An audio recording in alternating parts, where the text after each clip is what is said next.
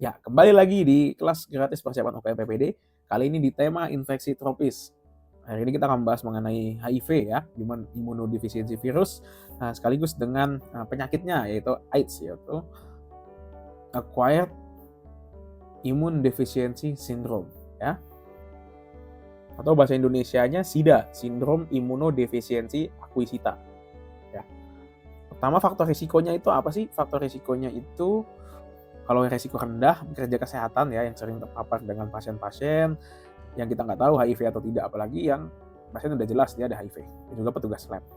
Yang risiko tinggi itu ada homoseksual dan biseksual ya, jadi homoseksual dan biseksual pun bisa sama-sama terpapar dengan HIV gitu ya. Pengguna narkoba suntik yang berbagi jarum, pasangan seksnya adalah orang yang punya risiko tinggi juga ya. Jadi pasangan seks dari orang yang punya risiko tinggi itu juga jadi risiko tinggi. Bayi yang lahir dari ibu dengan HIV, terutama yang tidak diterapi ya, jadi ibunya tidak mendapatkan terapi HIV gitu, anaknya risiko tinggi HIV. Atau penerima transfusi darah, terutama di negara yang tidak ada alat screening HIV-nya. Ya, jadi biasanya darah itu sebelum ditransfusi di screening dulu tuh terhadap virus-virus yang mungkin ada di darah yang akan ditransfusi tersebut.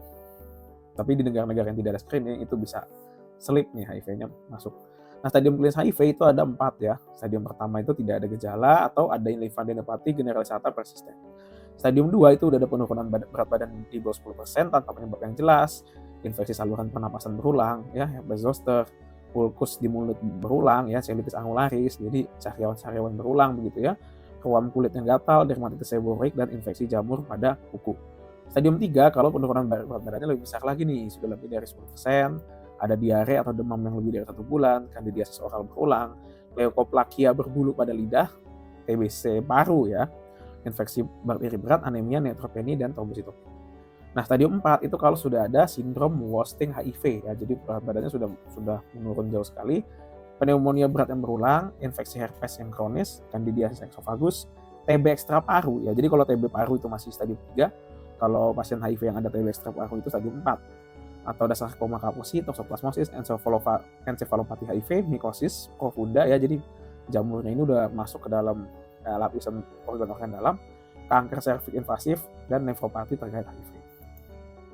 Nah, seperti apa sih bentuk dari virus HIV ya? Virus HIV itu ada dua jenis, HIV1 dan HIV2. Secara umum bentuknya seperti ini. Jadi bagian terluar itu ada yang disebut membran lipid ya. Jadi yang terluar ini ada membran lipid ya, terbuat dari lemak, dan ada protein-protein transmembrannya yang berupa glikoprotein ya. Dan ada protein-proteinnya yang berupa glikoprotein, ada bagian yang transmembran, ada yang bagian dockingnya ya. Transmembran itu GP41, yang dockingnya GP120. Lalu di dalamnya ada matriks ya, lalu ada kapsid, di dalam kapsid ini ada RNA ya, matriks genetiknya, dan ada reverse transkriptase yang nanti berfungsi untuk dia mengubah RNA-nya menjadi DNA, selanjutnya menginfeksi sel manusia.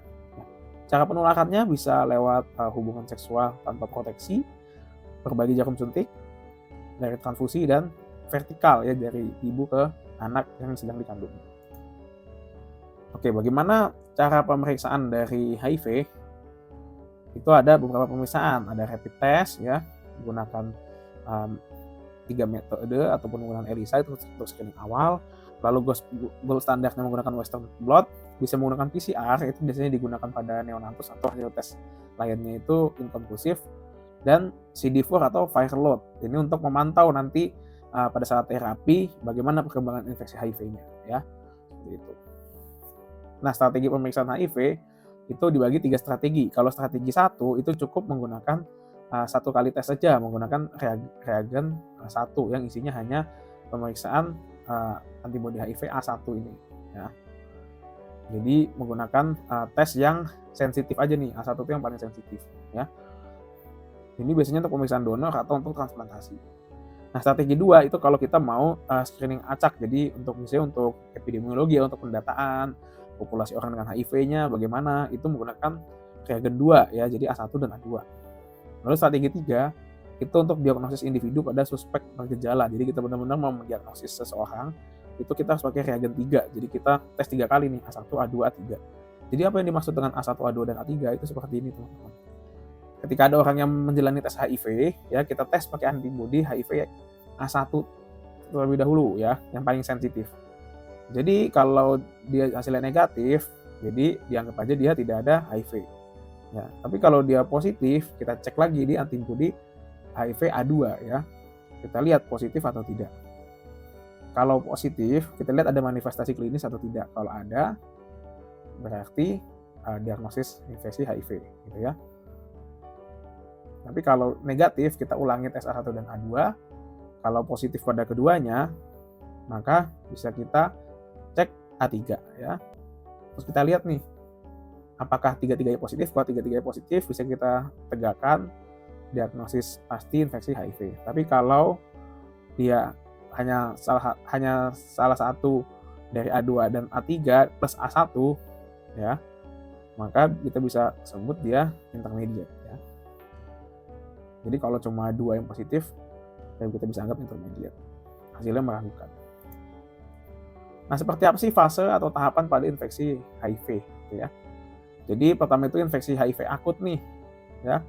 Viral itu waktunya sekitar 6 sampai 12 minggu awal. Itu viral load-nya lagi banyak-banyaknya nih karena virusnya baru masuk ke dalam darah gitu ya. Nah, pada saat ini juga CD8 ini naik ya karena dia melawan si virusnya gitu ya. Nah, CD4-nya itu turun karena virus HIV ini menginfeksi sel CD4 limfosit. Jadi CD4-nya turun. Lalu setelah sekitar 12 bulan, viral load ini akan turun, teman-teman. Ya, turun sampai dia rendah sekali ya. CD4 plusnya mulai naik nih karena virusnya juga mulai sedikit. CD8-nya mulai turun ya. Karena tadi virusnya juga udah mulai rendah ya. Sel yang untuk melawannya juga ikut turun aja. Ya. Selanjutnya setelah sekitar 10 tahun, mulai tuh viral load-nya naik, CD8-nya turun, CD4-nya juga makin turun karena tadi terinfeksi oleh si virusnya. Nah, fasenya yang kuning ini disebut infeksi HIV akut ya, primary infection. Ya. Ini biasanya gejalanya hanya seperti demam-demam, batuk pilek yang tidak spesifik gitu, kayak enak badannya seperti infeksi virus yang umum. Jadi kadang orang nggak benar-benar aware gitu kalau dia terinfeksi HIV. Setelah itu masuk ke fase simptomatik ya, tanpa gejala. Karena CD4 plusnya masih lumayan tinggi ya, dan viral load-nya juga rendah. Setelah itu masuk ke fase AIDS ya, tahap defisiensi imun ya. Dengan CD4 atau CD4 plusnya ini semakin turun.